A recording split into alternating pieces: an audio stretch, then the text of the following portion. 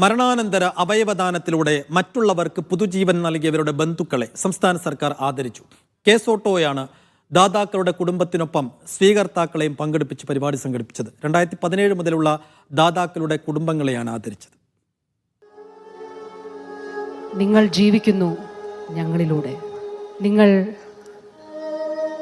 അനേകം ജീവിതങ്ങൾക്ക് ഇന്ന് പ്രതീക്ഷയും വെളിച്ചവുമാണ്. നിങ്ങളുടെ ഓർമ്മകൾക്ക് ഒരിക്കലും മരണമില്ല. പേരുപോലും അറിയാത്തവർക്ക് ജീവിതം നൽകി മരിച്ചുപോയവരുടെ ഉറ്റവരാണ്. ഈ ആൾക്കൂട്ടത്തിനിടയിൽ പ്രിയപ്പെട്ടവരുടെ ഹൃദയവും കണ്ണും കരളുമെല്ലാമുണ്ട്. അകാലത്തിൽ വേർപെട്ടു പോയവരുടെ ഓർമ്മയിൽ ആ മനുഷ്യർ വിതുമ്പുമ്പോഴും അവർ മറ്റുള്ളവരിലൂടെ ജീവിക്കുന്നു എന്നതിൽ അഭിമാനം. എൻ്റെ മകൻ്റെ ഒത്തിരി ബഹുമാനം തോന്നി. കൊച്ചിനെ അവരുടെ ഭാഗ്യം ഉണ്ടായല്ലോ എന്നോർത്ത്. എന്നുവെച്ചാൽ 7 പേരിലൂടെ ജീവിക്കാനുള്ളൊരിത് കിട്ടിയില്ല. എൻ്റെ മകൻ്റെ വിയോഗത്തിൽ 6 പേര് ജീവിക്കുന്നു. നമുക്ക് നൽകാൻ സാധിക്കും, പക്ഷെ എടുക്കാനുള്ള ഇത് നമുക്കില്ല. അതുകൊണ്ട് നമുക്ക് ജീവൻ നൽകാം.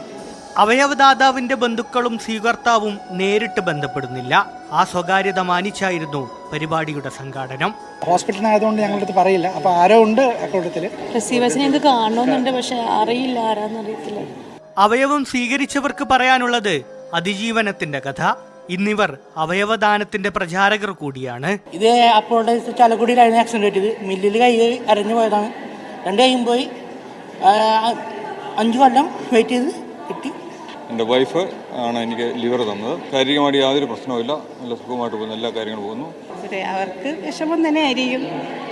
എന്നാലും ഇപ്പം ഞാൻ ഹാപ്പിയാണ്. പഴയതുപോലെ ജീവിക്കുന്നുണ്ട്. ദേശീയ അന്തർദേശീയ അവയവദാന ദിനാചരണത്തിന്റെ ഭാഗമായാണ് മരണാനന്തര അവയവദാതാക്കളെ അനുസ്മരിച്ചത്.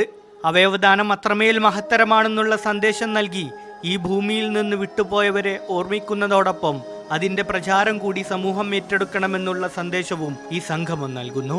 ക്യാമറ പേഴ്സൺ സാദിഖ് പാറക്കലിനൊപ്പം സഫ്വാൻ VP, മീഡിയ 1, തിരുവനന്തപുരം.